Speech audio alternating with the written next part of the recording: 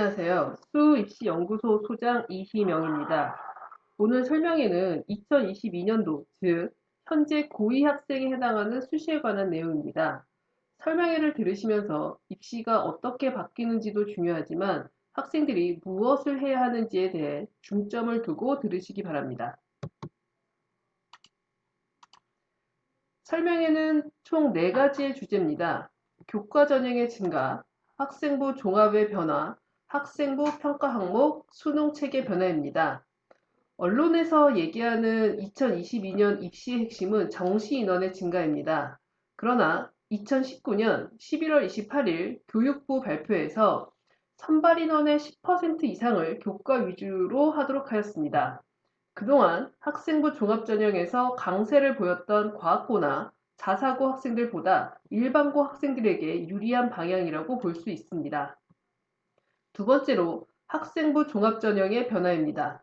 수능 최저의 변화가 있는 대학도 있지만 선발 방식은 크게 변하지 않았습니다. 모집 인원은 약간 줄었는데요. 정시를 늘리는데 학생부 종합전형의 인원이 크게 줄어들지 않은 것은 대학에서 논술 전형이나 특기자 전형을 줄여 정시 선발 인원을 늘렸기 때문입니다. 또한 학생부 종합전형의 투명성을 위해 학생부 평가 항목을 구체적으로 게시하도록 하였습니다. 희망대학의 평가 항목을 프린트해놓고 반복해서 봐가면서 기준에 맞춰 교내 활동을 진행하도록 해야 합니다. 마지막으로 수능 체계의 변화에 대해 설명을 드릴 텐데요. 이 수능 체계의 변화가 수시에 어떠한 영향을 미칠 것인지에 대해서 설명하도록 하겠습니다. 오늘 주제는 교과 전형에 대해 설명드리겠습니다. 앞서 말씀드린 바와 같이 교육부에서 상위권 대학에 교과 위주로 10% 이상을 선발하게 했는데요. 내신이 등급 혹은 Z점수가 반영되기 때문에 내신이 불리한 과학고나 자사고 학생들보다는 일반고 학생들이 더 유리해졌습니다. 교과 전형이기 때문에 전공 관련 활동들의 비교과 활동은 반영되지 않고요. 만약에 학과보다는 좋은 대학을 더 염두에 둔다면 상위권 대학의 비인기 학과를 지원할 수 있습니다. 그럼 교과 전형의 설명 순서를 말씀드리겠습니다. 교과 전형은 수시에서 안정권으로 활용할 수 있습니다. 또한 교과 전형은 대부분 추천 인원의 제한이 있는 학교장 추천 전형입니다. 교과 전형 중에는 수능 최저가 있는 대학도 있고 그렇지 않은 대학도 있습니다. 마지막으로 교과 전형에서 내신 반영이 어떻게 되는지에 대해서 설명하도록 하겠습니다. 교과 전형이 수시에서 어떻게 활용될 수 있는지 말씀드리겠습니다. 교과 전형은 수시에서 안정권 대학으로 활용될 수 있습니다. 학생부 종합전형은 합불의 예측이 어렵습니다. 예를 들어서 인하대 경제학과의 경우 내신이 2.0인 학생이 1단계가 불합격되기도 하지만 내신이 2.7등급 학생은 합격하기도 합니다. 즉, 학생부 종합전형은 내신만으로 합불을 예측하기가 힘듭니다. 그러나 교과전형은 대부분 등급이 반영되기 때문에 전년도와 경쟁률이 비슷하다면 합불을 예상할 수 있습니다. 그래서 교과 전형으로 안정권 대학을 정하고 그 이상의 대학을 학종으로 상향하는 전략을 택할 수 있습니다. 교과 전형을 안정권으로 택한 학생의 예시입니다. 이 학생은 1.35등급으로 교과 전형인 중앙대 학교장 추천이 안정권입니다. 안정권이라는 것은 이 학생이 수능을 못 보거나 면접을 못 보더라도 중앙대는 진학할 수 있다는 것을 의미합니다.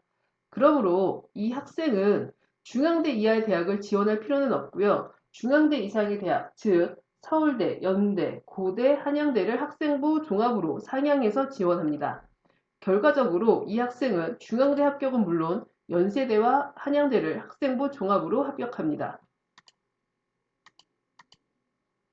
이처럼 수시에서 안정권 확보를 위해서 교과 전형을 활용을 해야 합니다. 그러기 위해서 해야 할 일에 대해서 말씀드리겠습니다.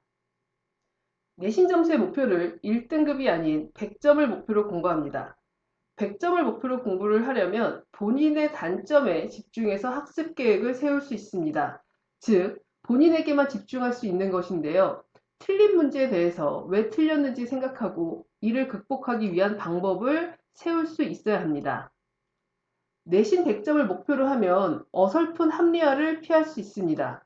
예를 들어 학교에 우수한 학생이 많아서 등급 따기가 어렵다는 얘기를 하는 학생이 있는데요. 우수한 학생이 많은 것과 본인이 100점을 못 맞은 건 관계가 없습니다. 그러므로 내신 100점을 위해 본인의 단점을 극복하려는 노력에 집중할 수 있습니다. 내신은 비교적 좁은 범위의 시험이기 때문에 100점을 맞기 위해서 반복의 방법을 고민해야 합니다. 만약에 오늘 푼 문제가 틀렸다면 2주 후 달력에 문제집과 페이지를 써놓습니다. 그래서 그 날짜가 되면 2주 전에 틀렸던 문제를 완벽하게 설명할 수 있는지 그것을 확인하는 방법 등을 고민을 해야 합니다. 원점수 100점은 학생부 종합전형에서도 중요합니다. 목표를 정하고 그에 맞는 계획을 세워 공부하는 모습은 학생부 평가 항목 중에 발전 가능성에서 좋은 평가를 받을 수 있고요. 원점수 100점은 학생부 평가 항목 중에 학업 역량에서도 좋은 평가를 받을 수 있습니다. 100점을 목표로 공부를 한다면 실제 100점이 나오지 않더라도 치밀하게 공부할 수 있는 습관을 기를 수 있습니다. 교과 전형은 대부분 학교장 추천 전형의 형태입니다. 대학별로 추천 인원의 제한이 있는 대학도 있고 그렇지 않은 대학도 있습니다. 만약에 추천 인원의 제한이 있다면 지원할 수 있는 학생이 적어서 경쟁률이 낮습니다. 또한 이 학생들은 상위권 대학으로 진학할 가능성이 있기 때문에 충원율도 높습니다. 추천은 교과 전형인 만큼 내신 순으로 주는 것이 일반적입니다. 예전에는 전교 1등, 2등 학생에게 이 추천권을 모두 줬는데 최근에는 형평성 문제로 한 명의 학생당 2개 정도의 추천권을 줍니다. 그렇기 때문에 최상위권 학생이 아니더라도 포기하지 말고 추천을 받을 수 있도록 내신에 신경 써야 합니다.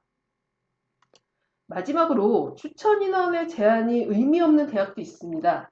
예를 들어서 한양대의 경우에 3학년 재적 인원의 11%까지 지원할 수 있는데 만약에 3학년 재적 인원이 100명이라면 11명까지 이 전형을 지원할 수는 있습니다만 실제 한양대 교과 전형의 컷은 1.3등급되고 이 성적에 해당하는 학생들은 전교 5등 이내이기 때문에 추천 인원의 제한은 별 의미가 없습니다.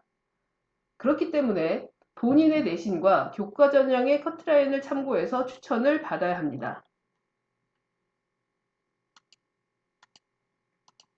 교과 전형 중에는 수능 최저가 있는 대학과 없는 대학이 있습니다.